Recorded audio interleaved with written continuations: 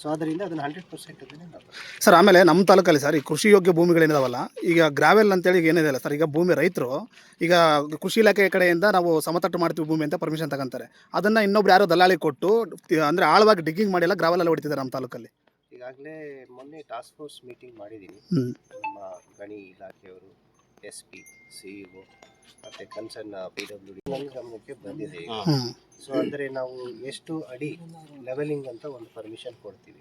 3 feet ಅಂತ ಹೇಳ್ತಾರೆ sir. But ಅದು 3 ಫೀಟ್ ಅಂತ ಹೇಳ್ತಾರೆ. ಬಟ್ ಇವರು 6 ಎಲ್ಲೂ ಚೆನ್ನಾಗಿಲ್ಲ, ಅದನ್ನ ಮಾತ್ರ ಮಾಡ್ತಾ ಇಲ್ಲ. ಕಂಪ್ಲೀಟ್ ಹೊಲನೇ ತಗೊಂಡ್ಬಿಡ್ತಾರೆ. ಈಗ ಅದು ಏನಾಗ್ತಿದೆ ಅಂದ್ರೆ ರೈತರಿಗೆ ಮಾತ್ರ ನಮ್ಮ ಹೊಲ ಲೆವೆಲ್ ಮಾಡ್ಕೊಡ್ತಾರೆ ಅನ್ನೋದು ಮಾತ್ರ ಆಗುತ್ತೆ ಸರ್ ಅವ್ರ ಗಮನಕ್ಕೆ. ಬಟ್ ಇವ್ರು ವ್ಯಾಪಾರ ಮಾಡ್ಕೊಳ್ಳೋದು ಮಾತ್ರ ರೈತರ ಗಮನಕ್ಕಿಲ್ಲ. ನಿಜವಾಗ್ಲೂ ಅಮೌಂಟ್ ಎಷ್ಟು ಹೋಗುತ್ತೆ, ಎಷ್ಟು ದುಡ್ಡು ಮಾಡ್ಕೊಳ್ಳೋರು ಮಾತ್ರ ಇವರು ಮಧ್ಯವರ್ತಿ. ಅದ್ರ ಬಗ್ಗೆ ಗಮನ ಕೊಟ್ಟರೆ ರೈತರಿಗೂ ಕೂಡ ಅನುಕೂಲ ಆಗುತ್ತೆ. ಸ್ವಲ್ಪ ರೈತರಿಗೆ ಒಂದು ಮಾಹಿತಿ ಅವೇರ್ನೆಸ್ ಅರಿವು ಮೂಡಿಸುವಂತ ಕಾರ್ಯಕ್ರಮ ನಡಿಬೇಕು. ಆಕ್ಚುಲಿ ಟಾಸ್ಕ್ ಫೋರ್ಸ್ ಅಲ್ಲಿ ಈ ವಿಷಯ ನಮಗೆ ಗಮನಕ್ಕೆ ಬಂತು. ಸೊ ಅದರಿಂದ ಈಗ ಯಾವ ರೈತರು ಪರ್ಮಿಷನ್ ಕೇಳಕ್ಕೆ ಬರ್ತಾರೆ, ಈಗಾಗಲೇ ನಮ್ಮ ಮುಂದೆ ಏನಿತ್ತು ಅವ್ರಿಗೆಲ್ಲ ಏನು ಹೇಳಿದ್ದೀವಿ, ಆ ರೈತರ ಹೊಲನ ನಮ್ಮ ಇಲಾಖೆಯವರು ಹೋಗಿ ನೋಡಬೇಕು. ಮೈನಿಂಗ್ ಇಲಾಖೆಯವರು ಮತ್ತು ನಮ್ಮ ಅಗ್ರಿಕಲ್ಚರ್ ಅಥವಾ ಹಾರ್ಟಿಕಲ್ಚರ್ ಯಾರು ಕನ್ಸರ್ನ್ ಯಾವ ಬೆಳೆಗೋಸ್ಕರ ಮಾಡ್ತಿದ್ದಾರೆ ರೈತರು, ಅವರು ಜಾಯಿಂಟಾಗಿ ನೋಡಬೇಕು.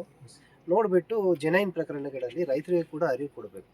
ಅಂದರೆ ನಿಮಗೆ ಇದು ಕಮರ್ಷಿಯಲ್ ಪರ್ಪಸ್ಗೆ ಇಲ್ಲ, ವಾಣಿಜ್ಯ ಉದ್ದೇಶಕ್ಕೆ ಲೆವೆಲಿಂಗ್ ಕೊಡ್ತಾ ಇಲ್ಲ, ನಾವು ಕೃಷಿ ಉದ್ದೇಶಕ್ಕೆ ನಾವು ಕೊಟ್ಟಿದ್ದೀವಿ. ಸೊ ಏನಾದರೂ ವೈಲೇಷನ್ ಆದರೆ ಜವಾಬ್ದಾರಿ ನಿಮ್ಮ ಮೇಲೆ ಇರ್ತದೆ ಅಂತ ಕೂಡ ನಾವು ಇವಾಗ ಹೇಳ್ತಾ ಇದ್ದೀವಿ. ಸೊ ಇನ್ಮೇಲೆ ವಿತ್ ಇನ್ಸ್ಪೆಕ್ಷನ್ ಮತ್ತು ಲೆವೆಲಿಂಗ್ ಮಾಡುವಾಗಲೂ ಕೂಡ ಕಂಪಲ್ಸರಿ ಇನ್ಸ್ಪೆಕ್ಷನ್ ಆಗಬೇಕು ಅಂತ ಡೈರೆಕ್ಷನ್ ಕೊಟ್ಟಿದ್ದೀವಿ. ಸರ್ ಆಮೇಲೆ ಪೆಟ್ರೋಲ್ ಬಂಕಲ್ಲಿ ಸರ್ ಈಗ ಕನಿಷ್ಠ ಸೌಲಭ್ಯ ಸರ್, ಶೌಚಾಲಯ, ಕುಡಿಯೋ ನೀರು ಜೊತೆಗೆ ವಾಹನಗಳಿಗೆ ಗಾಳಿ ಸರ್, ಆ ಥರದ್ದು ನಮ್ಮಲ್ಲಿ ತಾಲೂಕಲ್ಲಿ ತೀರಾ ಕಡಿಮೆ ಸರ್. ಆ ಥರದ್ದು ಎಲ್ಲವೂ ದುರಸ್ತಿ ಯಾವ ಮಾಡೇ ಇಲ್ಲ ಸರ್, ಹಂಗೆ ಇದ್ದಾವೆ ಪೆಟ್ರೋಲ್ ಬಂಕ್ಗಳಲ್ಲಿ. ಬೇಸಿಕ್ ನೀಡ್ಸ್ ಅಂತ ಯಾವಿಲ್ಲ ಸರ್. ಓಕೆ, ಈಗ ಅದನ್ನು ಒಂದು direction I will issue to ನಮ್ಮ ತಹಸೀಲ್ದಾರ್ಗಳಿಗೆ ಒಂದು ನಿರ್ದೇಶನ ಕೊಡ್ತೀವಿ.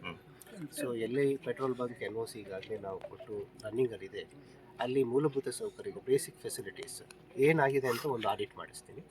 ಸೊ ಎಲ್ಲೆಲ್ಲಿ ಆ ಫೆಸಿಲಿಟಿ ಇಲ್ಲ ಮಾಡೋಕ್ಕೆ ಒಂದು ಅವಕಾಶ ಕೊಡ್ತೀನಿ.